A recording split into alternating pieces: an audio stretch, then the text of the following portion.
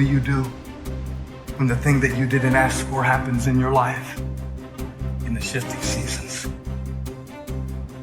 I don't care how good you are, I don't care how talented you are. There are some times when things aren't going to go right, and you have to deal with it. You can find yourself stressed out. You can find yourself depressed, mentally fragile because of the experiences, the turbulence that you have gone through. You can experience enough pain in life that it can clobber you to the ground, and you believe you can't do it. You believe that this is it for you. No, it's not. What if you told people the story of, hey, I had a fucked up life, but I don't want to tell you that. I'm going to tell you what I'm going to do next, and I'm going to go out and do it. That is what self-development is about. That is what peak performance is about. That is what breaking through self-limiting beliefs is about, is rewriting the story. Because as long as you have breath in your lungs, as long as your heart is beating, as long as you have consciousness in your mind, you can go and rewrite the story of how your life ends. Setbacks will happen. When they do, it's okay to cry, but eventually you have to get over it and move on. It is good to be uncomfortable. I've never met anybody who was terribly creative or gifted or strong in leadership who was also comfortable. It's always those people who say, is there not a cause? Those exceptional people who are uncomfortable with the times and rise to the challenge because they refuse to allow the chaos around them to determine the conqueror within them. People who resist the toe to go down and stand fiercely in spite of opposition and say, I'm going to do it anyway. Forget all your problems. Everyone has the same problems. It's our solutions to those problems that make us different. Do you have the courage to get what you want? It takes courage to achieve your goals, man. It's easy to give up. It's easy to look at these people and make excuses as to why they can do what you can't. You have everything you need to achieve anything. Our great problem is not that we feel that we are powerless, but that deep down inside we feel that we are powerful beyond measure. It's an incredible thought. It's almost a scary thought, isn't it? But it's also true, because the powers that you have are extraordinary. Have faith like a child. Adults are too skeptical. You may not be able to do all you find out. You may not be able to do all you find out, but you should find out all you can do. See, you don't want to wind up at the end of your life and discover that you've lived only 1/10 of it, and the other 9/10 went down the drain. Be curious. Get excited like a child over your ability to make yourself do anything for change. The law of use. And it goes something like this.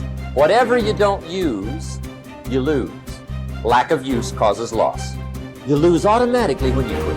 The same thing goes for all the human virtues. Ambition, unused, declines. Strong feelings, unused, diminish. It doesn't grow. Faith, unused, decreases. It's a law. Today unused is lost. A talent unused is lost. An ability unused is lost. So here's one of the key expressions of the evening. Take a new inventory of yourself. Starting tomorrow, new project. Take a new inventory and make sure that all of your talent and ability and mentality and ingenuity and vitality and strong feelings, faith, courage, make sure that all you've got's being used. Otherwise, you lose. Repetition, repetition, repetition. Go over it. And if you repeat it, go over it, sure enough, someday, some mysterious day, the idea takes root, starts to grow, and shows up in your personality and your lifestyle. I don't care where you come from. I don't care where you were raised. I don't care what color you are. I don't care what gender you are. I don't care about any of that If you invest in yourself consistently, if you do the work consistently, 1 + 1 is always going to equal 2. 10 years of motherfucking work is going to pay off. Dig deep. Take accountability for your goals, dreams, and aspirations. Ain't nobody gonna give you nothing. Ain't nobody gonna give you nothing you ain't working for. And the reason why some of you can't get to that next level, we don't have enough stuff in you to push you to get through some of the hell you gotta go through. That house ain't gonna get you through that hell. That car ain't gonna get you through that hell. You only go to another level when you're on this level and you eating out of trash cans and you say, enough is enough. I'll do whatever it takes. Do you, be you, for you. Right.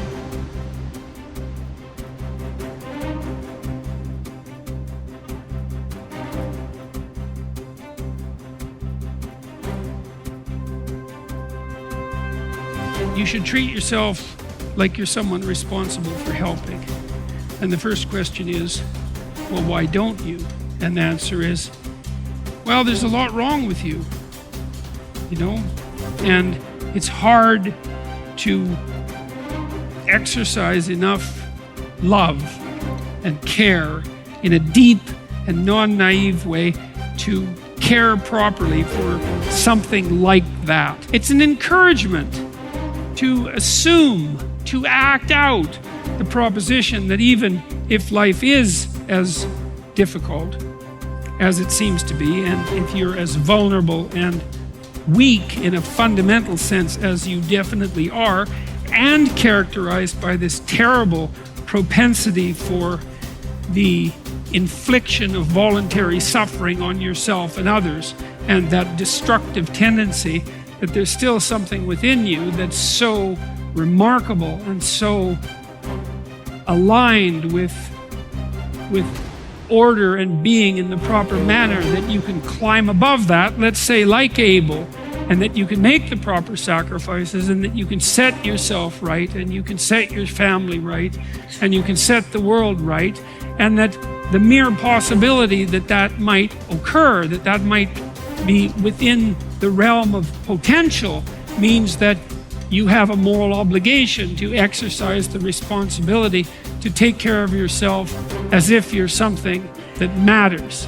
And that if you did that properly, it might turn out that what you did would matter, that it would matter to you, that it would be meaningful in the way that things that matter are meaningful, and that it would matter to everyone around you.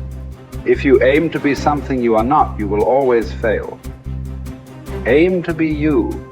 Aim to look and act and think like you. Aim to be the truest version of you. Embrace that you-ness. Endorse it. Love it.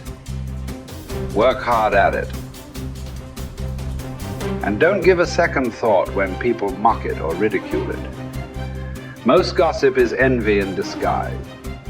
I believe that what we become depends on what our fathers teach us at odd moments, when they aren't trying to teach us. We are formed by little scraps of wisdom.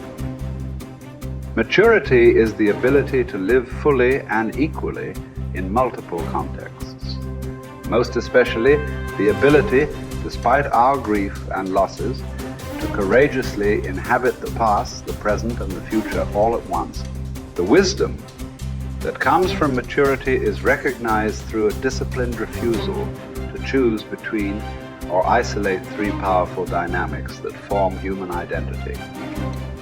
What has happened, what is happening now, and what is about to occur. Immaturity is shown by making false choices. Living only in the past, or only in the present, or only in the future, or even living only 2 out of the 3. Maturity is not a static arrived platform where life is viewed from a calm, untouched oasis of wisdom, but a living elemental frontier between what has happened, what is happening now, and the consequences of that past and present. First imagined and then lived into the waiting future. Maturity calls us to risk ourselves as much as immaturity, but for a bigger picture, a larger horizon, for a powerfully generous outward incarnation of our inward qualities, and not for gains that make us smaller, even in the winning. People say that what we're all seeking is a meaningful life. I don't think that's what we're really seeking. I think that what we're seeking is an experience of being alive, so that our life experiences on the purely physical plane will have resonances with our own innermost being and reality, so that we actually feel the rapture of being alive. Believe me, there is no such thing as great suffering, great regret, great memory. Everything is forgotten, even a great love. That's what's sad about life, and also what's wonderful about it. There is only a way of looking at things, a way that comes to you every once in a while. That's why it's good to have had love in your life after all, to have had an unhappy passion. It gives you an alibi for the vague despairs we all suffer from.